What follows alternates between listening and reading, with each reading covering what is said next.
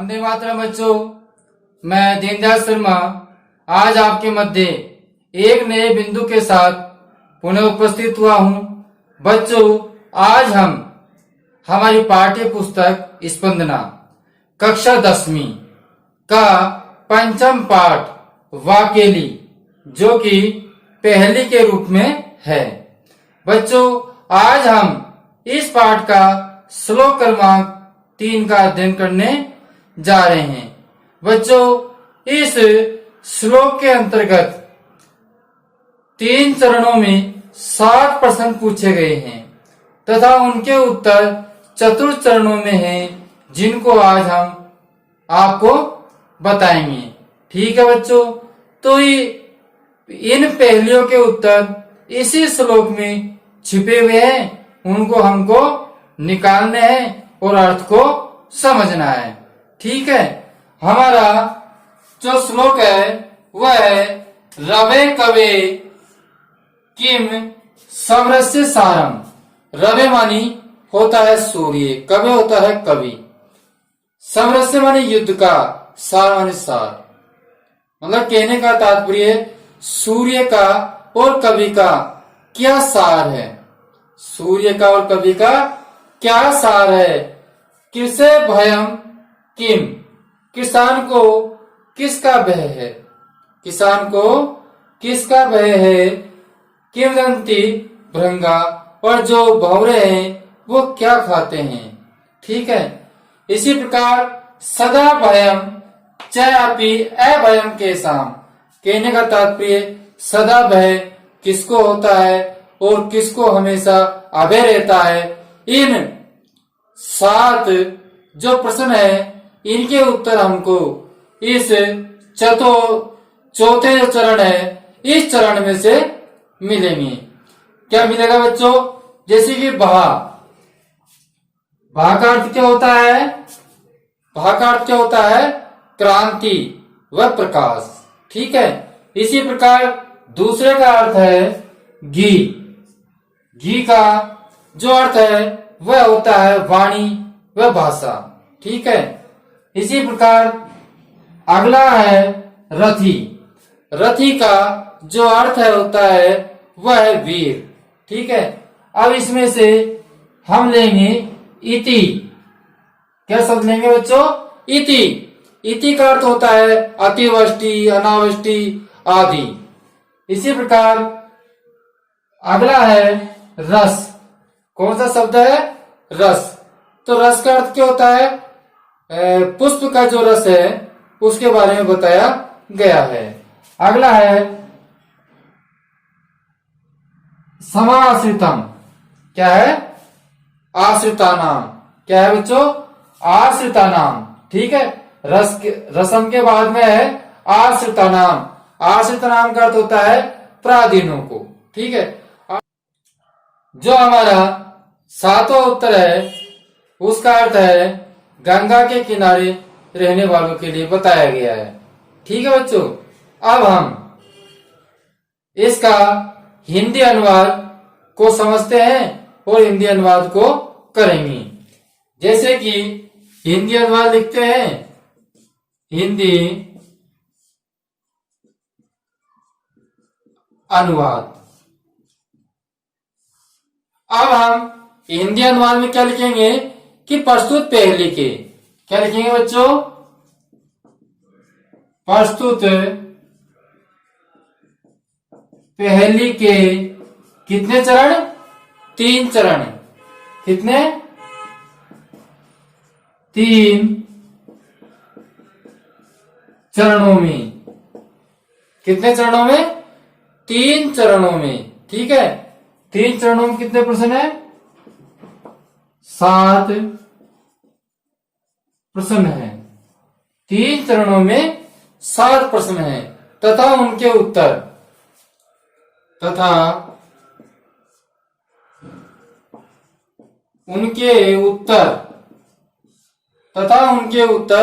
किसमें है?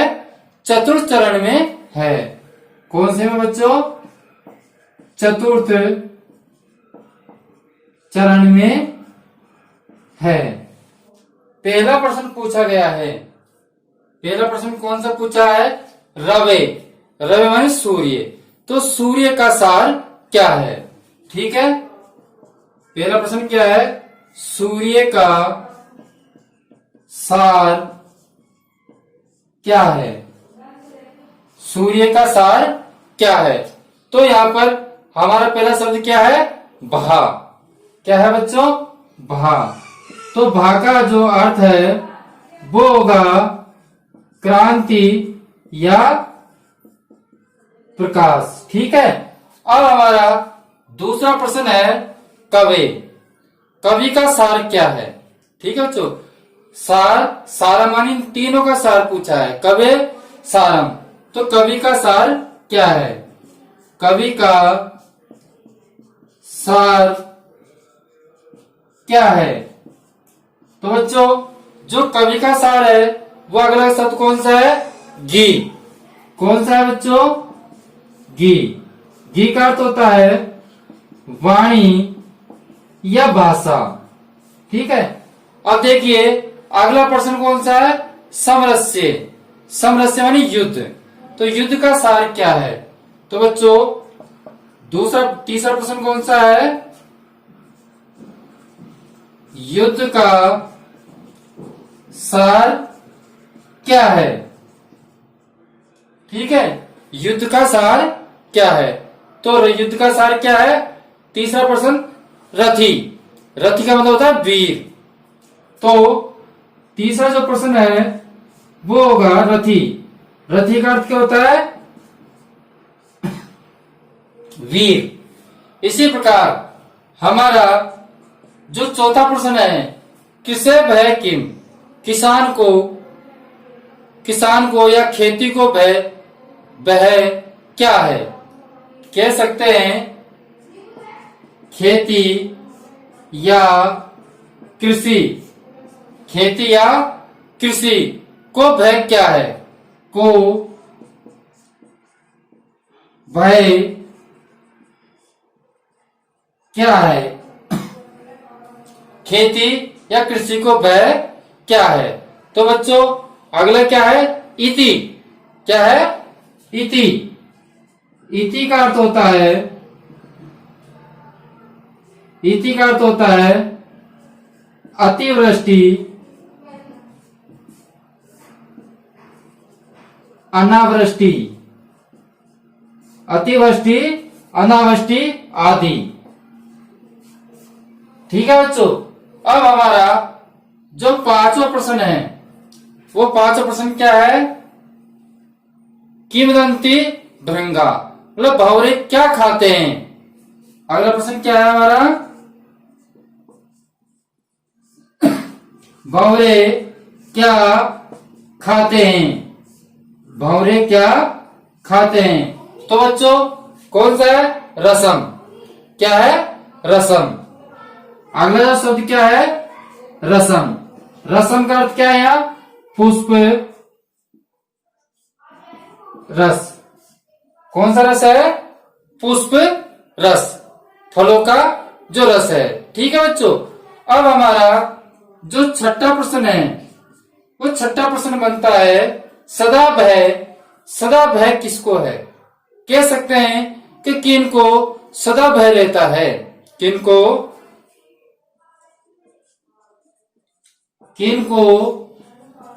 सदा भय रहता है? किनको सदा भय रहता है? तो बच्चों क्या है? आश्रिता नाम। क्या है? आश्रिता नाम। जो आश्रित होते हैं उनको आश्रिता नाम। क्या है? आश्रिता नाम। आश्रित नाम का अर्थ क्या होता है? पराधीनों को। किनको? पराधीनों को। पराधीनों को। ठीक है बच्चों, अब हमारा अगला जो सातवां प्रश्न है वो क्या है? किसको सदा अभय रहता है? च अपि अभय च केसाम। किसको सदा अभय रहता है? किसको सदा अभय रहता है। तो बच्चों ये ध्यान देना है, भागीरथ तीरे समार्थित है, ये पूरे का अर्थ है वो ही हमारा सातवें का अर्थ है। भागीरथ क्या होता है? गंगा के किनारे पर रहने वाले, गंगा के किनारे पर रहने वालों को। ठीक है बच्चों, गंगा के किनारे पर रहने वालों को। तो अगला प्रश्न क्या है? किनको सदा अभय रहता है? गंगा के किनारे पर रहने वालों को। भागीरथ तीरे समासिता। तो ये पूरा चौथा चरण है, इसका अर्थ हमारा सातवें जो प्रश्न है उसका उत्तर होगा। ठीक है बच्चों, तो हमारा जो इस पाठ के जो श्लोक की पहली न क्रमांक 3 है उसका 7 प्रश्न इस प्रकार हैं, जिनको मैं आपको पुनः एक बार और बताता हूं, ध्यान से सुने। हमारा पहला प्रश्न है रवे सूर्यो समरस्य। 3 प्रश्न हैं कि सूर्य का सार क्या है, रवि का सार क्या है और युद्ध का सार क्या है। 3 प्रश्न हमारे इस प्रथम चरण में हुए। ठीक है, तो सूर्य का सार क्या है? भावानी क्रांति और प्रकाश। इसी प्रकार कवि का सार क्या है? गी वाणी या भाषा। ठीक है बच्चों, इसी प्रकार युद्ध का सार क्या है? रथी मतलब कि वीर। ठीक है, अब देखिए कृषि भय किम। कृषि माने होता है खेती को या कृषि को, भय क्या है? तो बच्चों खेती को जो भय होता है वो होती है इति, अतिवृष्टि अनावृष्टि आदि। ठीक है, इसी प्रकार अगला है किंवदंती भृंगा। भौरे क्या मतलब कि भौरे क्या खाते हैं? भौरे क्या खाते हैं? तो बच्चों भौरे पुष्प का रस खाते हैं। ठीक है, ठीक है बच्चों, हमारा उत्तर कहां हो गया? रसम। अगला देखिए कि सदा भय चापी मतलब सदा भय रहता है। किसको सदा भय रहता है? किनको सदा भय रहता है? तो बच्चों सदा भय किसको रहता है? आश्रिता नाम। जो आश्रित होते हैं, जो पराधीन होते हैं, उनको हमेशा भय रहता है। इसी प्रकार अगला प्रश्न है अभय चे केसाम। किसको सदा अभय रहता है? तो बच्चों जो पूरा अर्थ है भागीरथ तीर समाश्रितम, इसका जो अर्थ है भागीरथ का अर्थ होता है गंगा, तीर मान किनारे पर रहने वाले, समाश्रिता नाम रहने वाले। तो गंगा के किनारे पर रहने वालों को सदा अभय रहते हैं। ठीक है, तो इस प्रकार हमारे इस पहले के अंतर्गत 3 चरणों में 7 प्रश्न पूछे गए हैं। उन 7 प्रश्नों के उत्तर चतुर्थ चरण में हैं। अब बच्चों अब हम अगले पहेली पर चलते हैं। तो हमारी अगली पहेली है पहेली क्रमांक 4। इसके अंतर्गत जो प्रश्न है वो प्रत्येक चरण में पूर्व अक्षर एवं अंतिम अक्षर में इसके उत्तर हैं, उनको हम ढूंढेंगे और बनाएंगे। ठीक है, उससे पूर्व एक बार हम देखते हैं कि इस पहेली में कौन कौन से प्रश्न पूछे गए हैं। ठीक है बच्चों, तो हमारा पहला प्रश्न है सीमंतिनेषु का शांता। कहने का मतलब स्त्रियों में कौन शांत है। ठीक है बच्चों, सीमांतनेषु होता है स्त्रियों में, का माने कौन, शांत माने शांत है। स्त्रियों में कौन शांत है। इसी प्रकार राजा को उत्तम गुण है, गुणोत्तम है, मतलब कि गुणवानों में श्रेष्ठ राजा कौन है। गुणवानों में श्रेष्ठ राजा कौन है। दूसरा प्रश्न क्या है बच्चों? गुणवानों में श्रेष्ठ राजा कौन है। तीसरा प्रश्न पूछा गया है विद्ववी का सदा बंद्या, मतलब कि विद्वानों द्वारा सदा वंदनीय कौन है। विद्वानों के द्वारा जो सदा वंदनीय है वह कौन है। अगला है अत्र वक्तुम यहाँ बताया गया है, न बुध्यते ज्ञात नहीं है। इस श्लोक के अंतर्गत इन प्रश्नों के उत्तर बताए गए हैं, लेकिन ज्ञात नहीं है कि कौन से इनके उत्तर हैं। ठीक है बच्चों, तो हम अब इनके उत्तरों का पहेलियों की जो पहेलियां पूछी गई है उन पहेलियों के हम उत्तर ढूंढते हैं। तो हम सर्वप्रथम इसका हिंदी अनुवाद लिखते हैं और हिंदी अनुवाद के साथ साथ हम इन पहेलियों के उत्तर भी आपको ढूंढकर बताते हैं। तो सुनिए हिंदी अनुवाद। हिंदी अनुवाद। तो बच्चों हिंदी अनुवाद में क्या लिखना है आपको? सबसे पहले कि प्रस्तुत पहेली, प्रस्तुत पहेली क्या लिखना है? प्रस्तुत पहेली में, प्रस्तुत पहेली में जो प्रश्न है, प्रस्तुत पहेली में जो प्रश्न है उनका, जो प्रश्न है उनका उत्तर उसी, उनका उत्तर कहाँ है? उसी प्रश्न का पहला और कौन सा? अंतिम अक्षर। पहला और अंतिम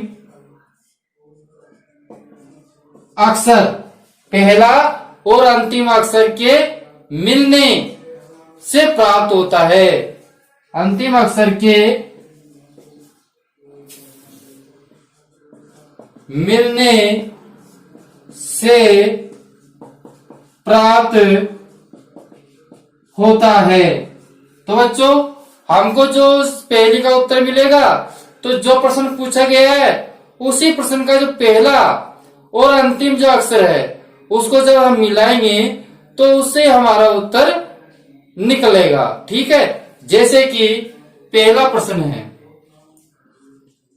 इधर प्रश्न लिखते हैं, इधर उसके उत्तर लिखेंगे। ठीक है, तो हमारा पहला प्रश्न है कि सीमंतनेषु का शांते, स्त्रियों में कौन शांत है? ठीक है, स्त्रियों में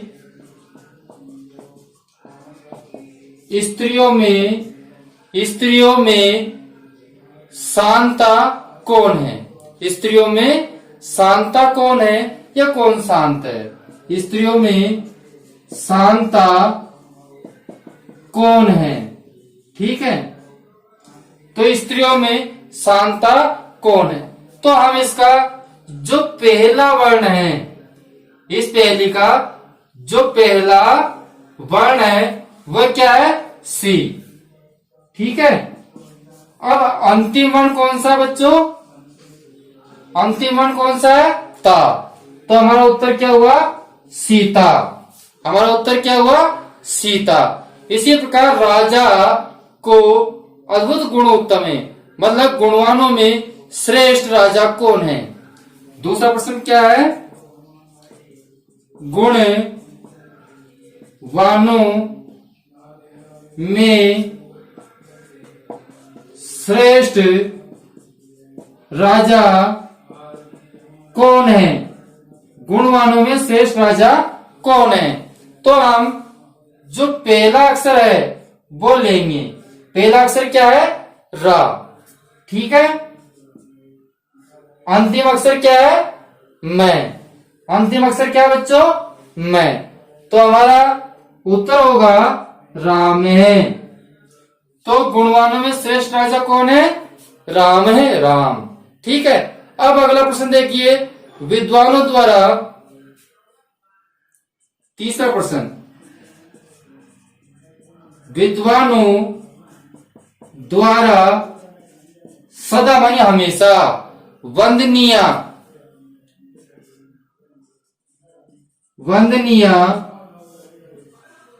कौन है? वंदनीय कौन है? मतलब विद्वानों द्वारा सदा वंदनीय कौन है? तो बच्चों इसका पहला वर्ण क्या है? वी। क्या है? तो वी लिखेंगे। ठीक है। अब अंतिम वर्ण देखिए क्या है? अंतिम वर्ण क्या है? धा। विद्या। तो जो विद्वानों द्वारा सदा वंदनीय कौन है? विद्या है। ठीक है बच्चों, तो हमारा जो चौथी पहेली है, इस चौथी पहेलियों में हमारा जो प्रत्येक चरण है, उस प्रत्येक चरण के पहला वर्ण और अंतिम वर्ण उस पहेली का उत्तर है। ठीक है।